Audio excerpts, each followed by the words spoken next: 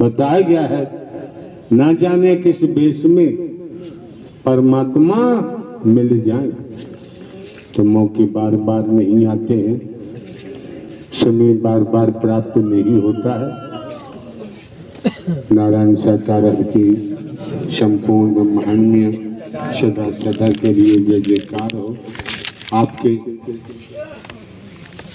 Bureau chief महोदय, संचालनकर्ता महोदय ने ये भी नहीं बताया कि श्रीमान जी ब्यूरो चीफ कौन से पत्र के हैं, ये भी शायद जानकारी नहीं। शायद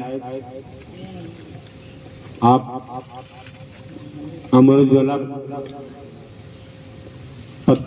पत्र से होंगे।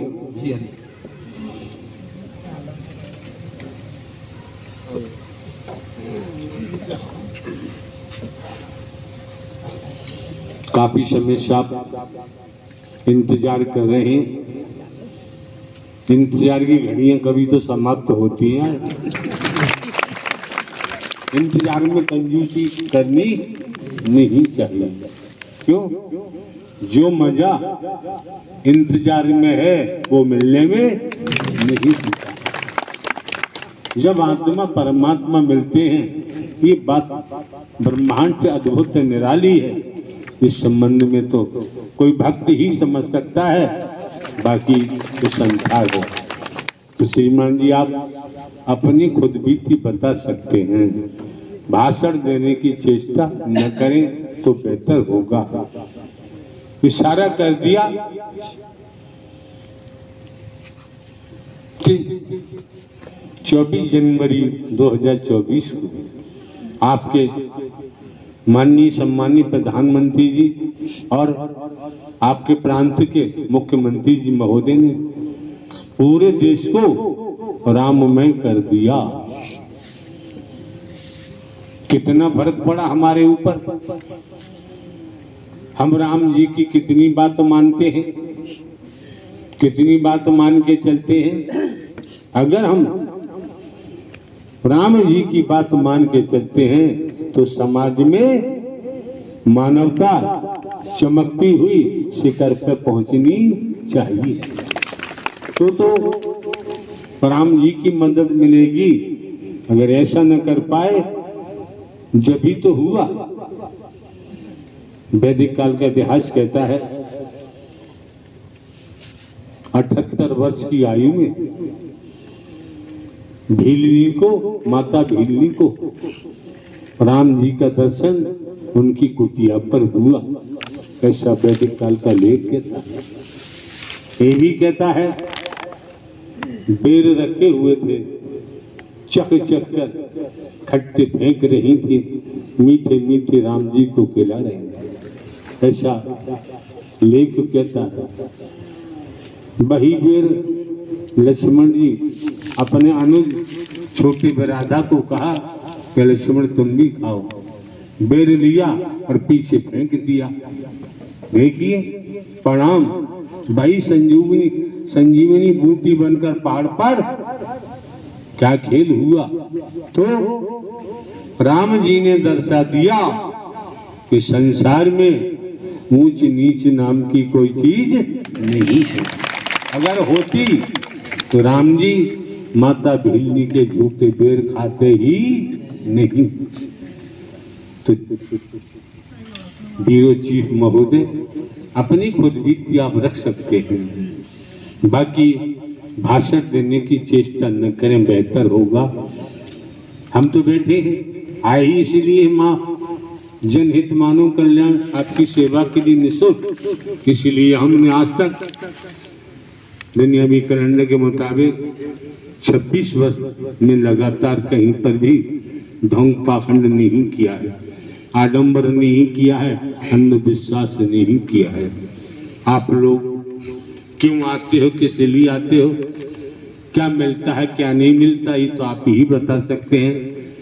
लेकिन हमारा कहना है, संत गोस्वामी तुलसीदास जी ने रामायण में क्या कहा है, संत समागम हरि कथा, तुलसी दुर्लभ दोय सुतधारा और लक्ष्मी पापी के घर हो। बाबा संत गोस्वामी तुलसीदास जी ने रामचरितमानस में स्पष्ट कर दिया, आप देवी स्वरूप देवता स्वरूप आप संतों का साथ। नारायण शाकर हरि की सत्यमर कथा दुर्लभ बता दी। जैसे आकाश में सूर्य दिख रहा है, संसार के वैज्ञानिक एकत्र होकर सूर्य को पकड़ना चाहे संभव दिखाई नहीं देता। इसी प्रकार आप संतों का साथ सत्य अमर कथा नारायण हरि की दुर्लभ बता दी। कितनी मेहर की है, कितनी रहमत की है। कर से कर्म करो विदनाना, मन राखो जहाँ हरि निधाना। इसलिए भाषण करने की यहाँ जरूरत नहीं रह जाती है। पढ़े लिखे सभी जानते हैं सुतधारा और लक्ष्मी पापी के घर हो। क्या कहें, ये सब माल मसाला लंकापति रावण के पास भी था, तो वही हुआ।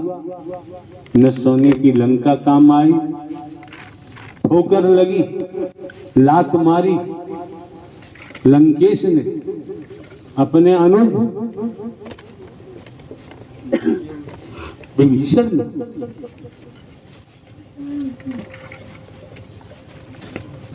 लात लगते ही राम जी के कैंप में विभीषण पहुंचे, ऐसा रामायण का लेख कहता है।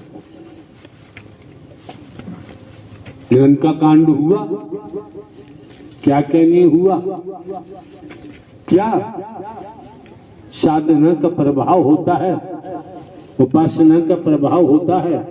और कहीं परमात्मा की भक्ति कर डाली तो भव से बेड़ा पार होता है। भक्ति से होगा, भक्ति तो खूब की, बेटों की भक्ति कर रहे हैं, पत्नी की भक्ति कर रहे हैं, पति की भक्ति कर रहे हैं, धनमाल कोटी बंगले की भक्ति कर रहे हैं, गाड़ी घोड़े की भक्ति कर रहे हैं। तो भक्ति करने वालों की संसार में कमी की भव सागर है। भाव का मतलब ही जानते हैं आप, सागर का मतलब जानते हैं। तो क्या हुआ, लंकेश ने अपने अनुज में ठोकर मारी, राम जी के कैंप में गिरा, क्या मिला,